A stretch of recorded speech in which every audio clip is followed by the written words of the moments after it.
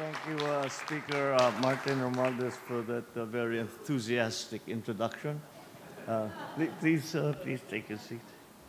The PhilConsa Chairman and retired Chief Justice Renato Puno, Manila Overseas Press Club Chairman Tony Lopez, the Excellencies of the Diplomatic Corps, members of the Cabinet present here tonight, all the members of the PhilConsa, members of the Manila Overseas Press Club, and of course, to be complete, of course, and to not get into trouble, the First Lady of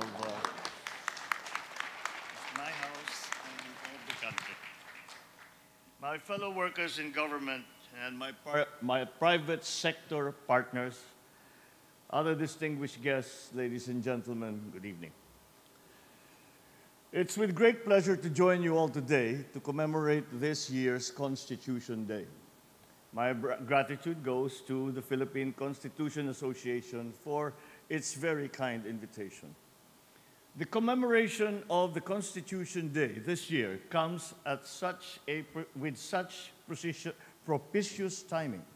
Certainly, it is known to everyone here that constitutional issues have recently been brought to the fore, which bear tremendous impact on our national consciousness. I will not stand idly by, but rather will proactively confront these issues head-on. For it is my sworn duty as elected president to preserve and defend the Constitution, and also to ensure that laws, especially the fundamental law of the land, are faithfully executed.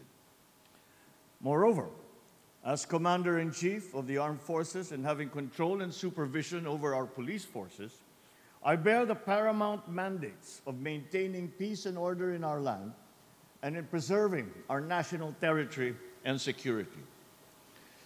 But these heavy responsibilities are not mine alone. The other great branches derive their authority and mandate from the Constitution, of which the judiciary stands as a final bulwark. Our armed forces and police are equally under oath to defend our republic and our constitutional order. As citizens, we all have sworn to defend our country and its most cherished ideas. Lahat tayo ay nanumpa sa watawat ng Pilipinas at sa bansang kanyang sinasagisan. Nanumpa rin tayo na ating tutuparin ang mga tungkulin ng mamamayang makabayan. As members of PhilConsa, you have distinctly sworn to defend, protect, and preserve the Constitution. You also vowed to propagate and promote obedience to the Constitution as an integral part of the people's adherence to law and order. My predecessor has once declared before this august body that the Constitution is our unifying factor. Painstakingly, our progenitors have made this pact for us to be one and united. Once we start to destroy the Constitution, there will be a breakage in our society. So it must be. So we must also honor our word. Let us not betray the sacred oath that we have made. We must safeguard our Constitution's primacy and adhere to its provisions, procedures, and precepts. As citizens, we have inherited and assumed these for the sake of the continuity of our nation's legacy. We must then faithfully and vigilantly perform these integral civic duties of ours, lest we lay to waste the great vision and sacrifices of our heroes and our forefathers. The new call for a separate Mindanao is doomed to fail, for it is anchored on a false premise, not to mention a sheer constitutional travesty. The current leadership of BARM itself has repudiated this preposterous proposal. And so did the other political leaders of Mindanao. Because there can be, as in fact there is already, genuine and effective local autonomy throughout our country, especially in the BARM, without compromising our national integrity in the slightest degree. I strongly appeal to all concerned to stop this call for a separate Mindanao. It is a grave violation of the Constitution.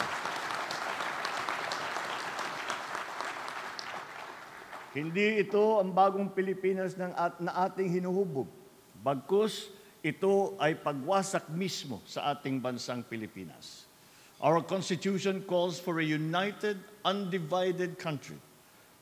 It calls for eternal cohesion. For this reason, unlike other constitutions, there is nothing in ours that allows the breaking up of this union, such as an exit provision. On the contrary, our Constitution does not recognize a right to rebellion, while our criminal laws punish it. Government has sternly enforced these laws to the letter and spirit, and this administration will be no exception. I have said it before, and I will say it again here. Our national territory will not be diminished, even by 1 square inch. We will continue to defend it against any and all threats, external and internal. We will not allow even an iota of a suggestion of its breaking apart. On this part of the Constitution, there is simply no dynamism or flexibility. This is my guarantee, not only throughout this term, but up to my dying breath.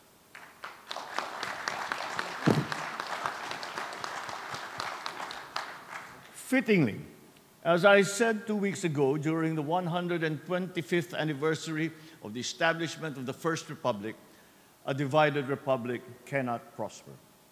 It was unity that made us rise from our pandemic challenges, and under the banner of the rule of law and supremacy of our Constitution, our unity, both of our people and of our territorial domain, will continue to fuel our ascent and the further pursuit of our collective goals and aspirations as a nation.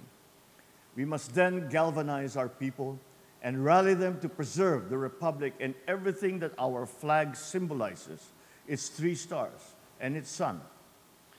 Huwag natin talikuran ang ating panata. Huwag natin payagang mabaliwala ang lahat ng mga pinaglaban ng ating mga ninunot mga bayani.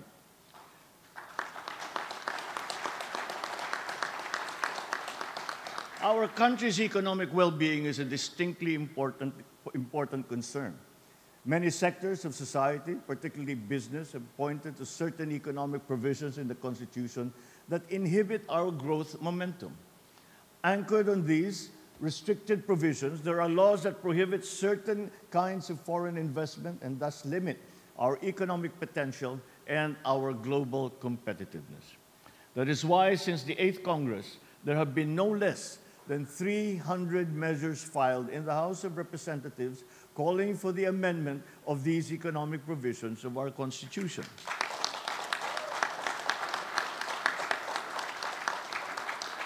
And we must allow this healthy and democratic debate to rage on, engaging and informing the minds of our citizenry, especially since the socio-economic development of our country is directly involved. I will neither hinder this dialogue nor encroach on the prerogatives of Congress and the sovereign will of the Filipino people. Our bicameral Congress and our built-in system of checks and balances are wonders to behold. We must allow our democratic institutions and their mechanisms made possible by our constitutional order to take their natural course. I want to make it clear, this administration's position in introducing reforms to our Constitution extend to economic matters alone, or those strategically aimed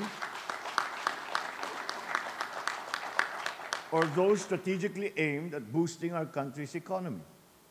Nothing more. In any event, this administration is going to push hard to attract more foreign investments to significantly help us achieve our ambition of upper middle class status by 2025.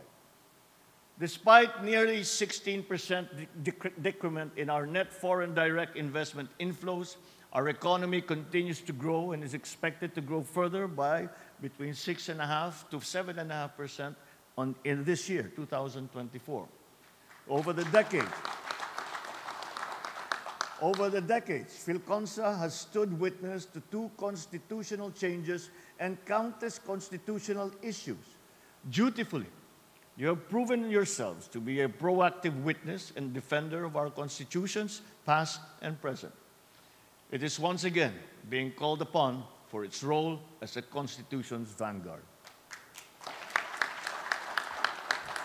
So I call to you, join me, your President, and your legitimate civilian government at the forefront in defending the sanctity of the Constitution, the territorial integrity of our country, and the sovereign will of the Filipino people.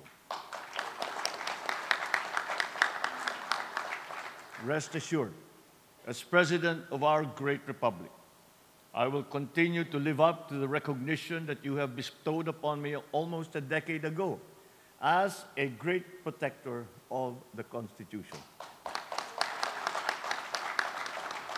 Mabuhay ang ating saligang batas. Mabuhay ang iisa at nagkakaisang bagong Pilipinas. Maraming salamat po at magandang gabi po sa inyong lahat.